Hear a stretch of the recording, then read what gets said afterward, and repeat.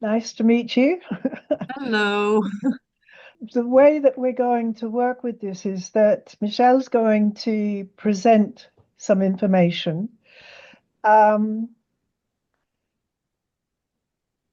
I was going to introduce him, but I'm actually going to ask you, Michelle, just to introduce yourself because I find that what you do and where you've been and how you've done it, the journey sounds beautiful, but actually trying to put that into something small, I hope you've had more experience than I have about that. So I'm going to ask you to do just a quick introduction, then do the presentation. And then when it finishes, I'm going to do a round so everybody gets an opportunity to ask a question of Michelle, and then we'll open it up for comments. Any questions at all about how we're going to work? Okay, that's lovely. Thanks, Michelle. I'm sorry I didn't.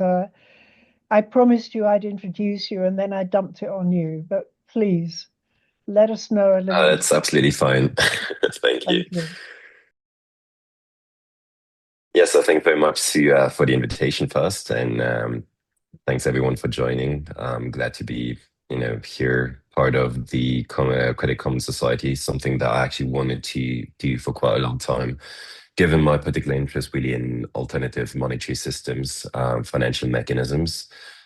So very briefly as a background, so I'm originally from Luxembourg, now living in Colombia in South America. And I worked for many years as a researcher at the Center for Alternative Finance at the University of Cambridge Judge Business School. So my role was primarily, or theme was really focused more on digital assets, but given how broad it was, it covered quite a lot of alternative finance grounds, I think. And especially now with CoFi, that's kind of like how I got interested really in the commons because I'm a trained economist. So before that, I was wholly ignorant about the commons, frankly.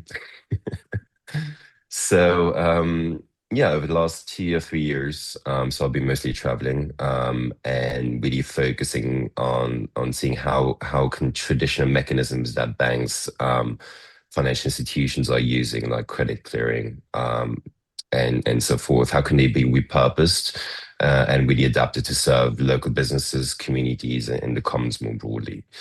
And so Sue and I, we met because we are part of let's say, a wider collaborative group called Growing the Commons. So there's also Dave Darby, Katya as member, Dill Green, and so on. And really a part of that project is that we have a collaborative blog on Substack. And I'm a member of the editorial team for now. And so for new readers, I wrote a 5-part series as a sort of general introduction to the commons, but also introduced some of those financial tools. And one aspect of that series, at one point, I went into, well, what the commons is not. So really focusing on the misunderstandings that are still pretty common. Again, I was guilty of it as well, just like 2 or 3 years ago. And so Sue particularly found that part really interesting, and so invited me to introduce it here as a discussion topic at this meeting. And then I had a look again at the series and actually suggested that it would be, I think, at least from my perspective, more interesting to expand the theme to really focus on the broader relationship between commons, markets, and the state more broadly.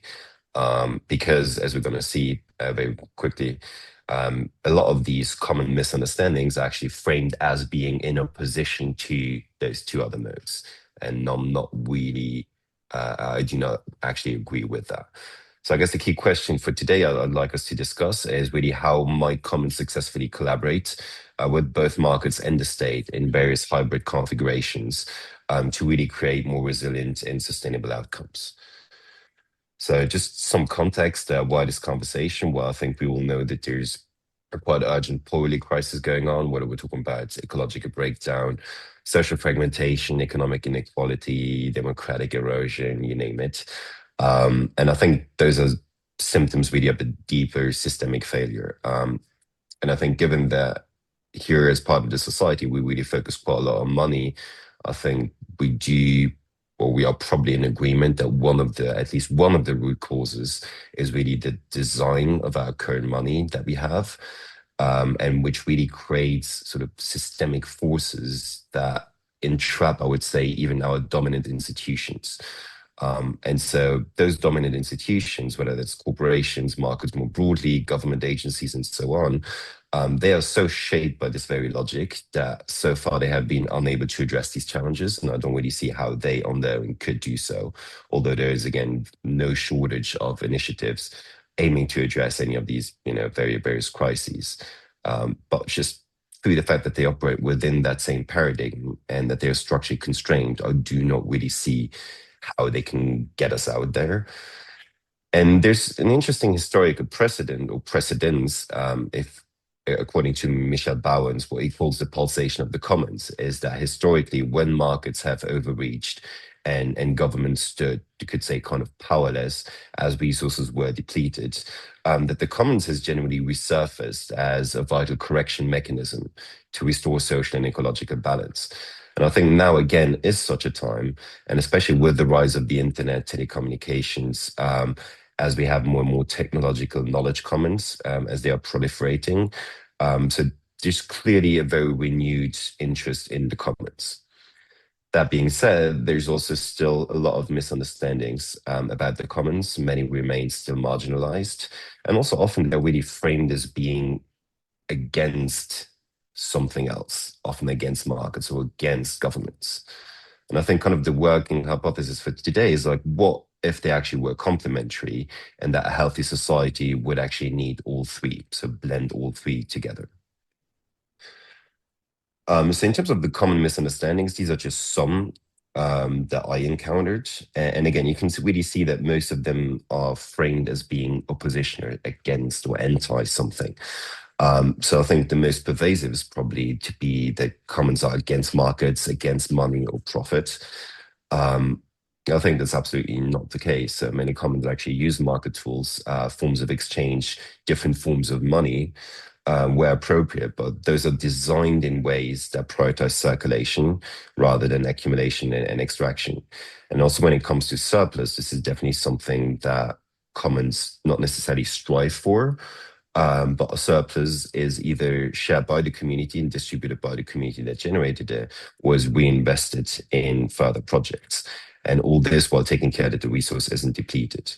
So I think what people mean by that is that commons are rather against extractive, faceless, distant corporations, against financialized economies that really undermine genuine exchange, that are driving speculation, and opposed really to economic models that rely on continuous growth and extraction, really to generate short-term profits, often with very little or no regards to the social and environmental costs that they leave behind. And similarly, commons are often framed as being against private property ownership. But again, I think there's a lot of different hybrid models that prove that this is absolutely not the case. What people mean is that commons are resisting enclosure. So the process that converts shared wealth into private gain and then prevents or excludes others really from accessing and benefiting from that shared wealth. When it comes against the state and governments, I think in practice, many commons are actually complementing public services. And there's quite a lot of them that actually work in fruitful partnerships with supportive, especially local government. Um, so again, here, I think what most people mean to say is that they're skeptical of these large, again, faceless, distant, centralized bureaucracies that really disempower communities by imposing uniformity from above. And also a point that actually Dave Darby from Low Impact likes to make quite a lot, and which I don't really see that much sort of like publicized, let's say, but I think it's quite important actually, is that commons are really not ideological or partisan, but they're very pragmatic and actually capable of transcending traditional left-right divides, because it really has elements that speak to each of the, let's say, parties on the political spectrum. So I think commons can enable thriving small businesses, decentralized innovation, which really conservatives like. They do embed elements of fair use, access, and redistribution by design, which I think the left finds quite appealing. They do favor localized supply chains, responsible use of ecological stewardship, which Greens definitely value. And also, they try to reduce dependence on centralized state bureaucracies, which libertarians are very fond of. Um, and I think this is a point that's not really sufficiently, I think, marketed in a way. So really, if the Commons want to garner, let's say, greater support and improve it, I think correcting this sort of image or narrative is quite important. And then finally, many people think that it's really sort of like a fixed thing, like fixed broad no, actually narrow category, with a very rigid blueprint. But I think, as we all know, it's more a living social practice that is very, very diverse, very adaptable, and actually constantly evolving according to the context. So what are the three modes that we're talking about? Three distinct logics of provisioning. So how we organize as a society to really meet our needs. The markets, obviously, where access is mediated through prices and money. Then we have the state or government, where access is, you could say, allocated through bureaucracy, through law, through entitlements. And then the commons, where access is really facilitated or guided by community relationships and the rules that those communities are collectively sort of like putting up. So I think the key takeaway for me here is that each mode has unique qualities and characteristics, but also very important limitations. So it's all about, as generally in life, about trade-offs. And so I think it's about recognizing, understanding those trade-offs, and then finding out in what context the best possible trade-off could be found to achieve a particular outcome. So at the risk again of very much oversimplifying, but I think markets can be said to be highly dynamic, very efficient at facilitating exchange, also innovation at scale without relying on centralized coordination or planning, and all of this being coordinated by mere price signals. But I think, as we can see definitely today, but also in the past, if they're left unchecked or explicitly or not explicitly regulated, they also tend to be very extractive, to concentrate wealth, and to overlook the social and environmental damage that they may cause. When we get to governments, well, they can provide universal services, they can redistribute resources, reduce inequality, they offer legal protections and stability, they offer certainty both for business and communities, but they're often very slow to adapt. They're often quite constrained financially, also today, although I guess some MMTers would disagree with that. They operate through distant, convoluted bureaucracies, and also they are very vulnerable, quite vulnerable to either political inertia, as we're seeing in some countries today, or to regulatory capture. And then finally, we have the commons, which is really empowering communities to meet their needs directly. So they are very or highly adaptable, let's say, to local conditions. They promote reciprocity, responsible use, and so forth. But they also require very strong, sustained participation, local capacity, and they do not really scale in the same ways as market or governments. And while all of these three modes can, in principle, be applied across many different domains or sectors, there are certain, let's say, activities that naturally tend to align better with particular logics. But I think crucially, and that's the point for today, they really need not necessarily compete. So the key idea really today is how can we find a good balance between those three? So I think today, and that's really due to developments really over the last, let's say, 40 plus years, markets are without a doubt dominating most aspects of life. So we have a situation where there's one mode that's really dominating at the expense of the others. And it's only when markets fail that we actually turn to government as a sort of last resort. But government, especially today, is very overstretched. Public services are already being hollowed out, and again, low on funding. And the thing is, we have come to so rely on those two modes that we've forgotten the third, the commons. And I think this imbalance really has played a quite substantial role, at least in contributing to many of the systemic failures that we see today. And I believe that the commons can actually fill critical gaps that have been left behind by the market state binary. But to do so, it's actually crucial and imperative that we strengthen the commons and restore it again to former importance as a vital third pillar, but importantly, not to reject the other two, but to complement and moderate or temper the excesses of both. That being said, I think we also need to realize that no single mode can, on its own, really respond to the scale or the complexity of today's challenges and overlapping crises. And so, rather than competing, they can coexist, interact with, and even support one another in hybrid configurations. And we need the key being that it should be done in ways that draw on each other's strength while buffering their respective weaknesses. And so I think really a healthy society and resilient society really only emerges when markets, governments, and commons can work together in these ways. And so it's really about, you could call it an art, I guess, to find the right balance between them. And there is no universal configuration of blueprints. So I think this is something that I definitely would love to discuss today. Is like, what's according to each different context, what could be different configurations where at least two or three of those modes could work together in a beneficial way. And again, each context being very different. So whether we're talking about sectors, activities, place, culture, so each of that uniquely shapes the balance and the configuration.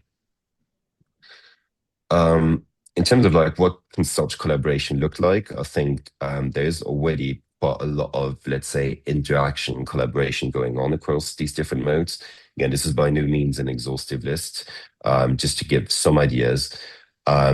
So there's some companies, enterprises, and so on that are embedding commons principles. I think the key word here being generative entrepreneurship, where wealth, knowledge is circulating that are more based on reciprocity, on sharing. And I think there's tools like mutual credit, like use credit obligations or future use vouchers that can actually facilitate that circulation and that sort of reciprocal nature of balanced trade. And I think this naturally leads to a sort of relocalization of trade. So local, regional supply chains, trading networks that keep value circulating locally. And those are generally based around local SMEs, so small, medium sized businesses. And I think especially family businesses that are very strongly in or with strong community ties that are very much locally embedded in the ecosystems already do exhibit quite a lot of typical commons principles. Um, Although many of these are not really commons per se, I think they are very interfacing well with them and actually creating the conditions for new commons too much, whether that's about credit or money, or about commoning some aspects of the production process, whether it's inputs or distribution and so on. Um, and of course, there's also a push towards, you know, greater forms of shared ownership models, whether it's cooperatives, mutuals, or as Chris's sort of invention about non-dominium, where really we're trying to align incentives across different stakeholders, organized through a partnership or partnership arrangements, so that really you create win-win-win conditions thanks to revenue sharing agreements that align the incentives of essentially completely different, otherwise adversarial classes of stakeholders, whether that's investors, whether that's the managers or the users. Then there's also, some of you might be familiar with Michel and his framework about commons-based peer production ecosystems, where he distinguishes between three, you could call them again stakeholder classes. So first being the productive community, which are the contributors that actually produce the shared resource. These can be paid or volunteers. Then you have the commons-based entrepreneurial coalition, which really create added value through products and services that are emerging around or on top of the common resource, thereby often increasing really its sort of appeal and providing and generating funding that then provides livelihoods for the contributors or some of the contributors. And I think here again, the key question being, is the relationship between the productive community and the coalition, is it generative or is it extractive? And then I think in Chris's framework of non-dominion, it would be called the custodians. So Michel Bowens calls it for benefit associations. So these are really the independent governance institutions that support the infrastructure of cooperation, and really serving as the commons guardians. And I think interestingly here, those could also be public sector institutions, whether that's in a more distant sort of like level, universities that are providing the hosting infrastructure for many, for many, technological commons, for example, or whether that's actually local municipalities and so on. And then finally, we have the partner state. So trying to embed commons principles more into actual public policy. And really the key is to make governments realize or recognize that communities and commons-based initiatives can be legitimate partners in managing public resources. And so this is really about developing frameworks that institutionalize collaboration, and integrate those principles into policy, regulation, but also procurement. So really creating an enabling policy environment at all levels. Um, I think we can discuss some of these, so I don't want to go into much more detail here. But I think really the key to take away here is being governments as enablers, not controllers of the commons. And I see really the biggest leverage points being those institutions that are closest to the citizens, so the municipalities and the city councils. Um, so just before I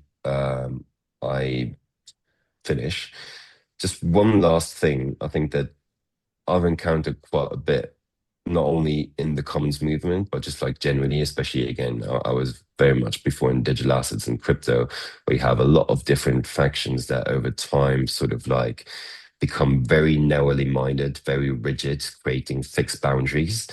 And I think just based on sort of like the framework we're working with here, that we're talking about three different modes, each of them actually being already within internally very diverse. So each really embeds a very rich internal spectrum with lots of different shades. Now, if you all blend these together, well, naturally you're gonna have some very, very, curious hybrids that don't really neatly fit any particular category. And I think this is really something, this diversity is something to be celebrated, rather than rejected on sort of like, ideological grounds. Um, because I think if we look at natural ecosystems as an inspiration, I think mixed ecosystems are definitely stronger. They're more resilient and more adaptable. And this is exactly what we're looking for. Now, that's not to say that it's not useful to think about future pathways towards, we could call it greater mutualization, whether that's, conversions towards more shared forms of ownership or exit to community planning. But I think it's crucial not to start necessarily with this like as a sort of like, abrupt, forced, um, what's the term for it? Sort of like starting point, but to allow the things to form. And then over time, understand that this can be a gradual transition process that's shaped by the particular context, the culture, the timing. So not be too rigid in the thinking. And I think that also applies to collaborating with adjacent movements, that share very similar values and aims. I think it's better to be inclusive, collaborative, or at least trying to be pragmatic, open to experiment and learn rather than alienating them, because it's always better to have allies. So with that, just closing it up. Here's some prompts maybe for the discussion, but I think yeah, I hand it over to Sue, and thank you for listening.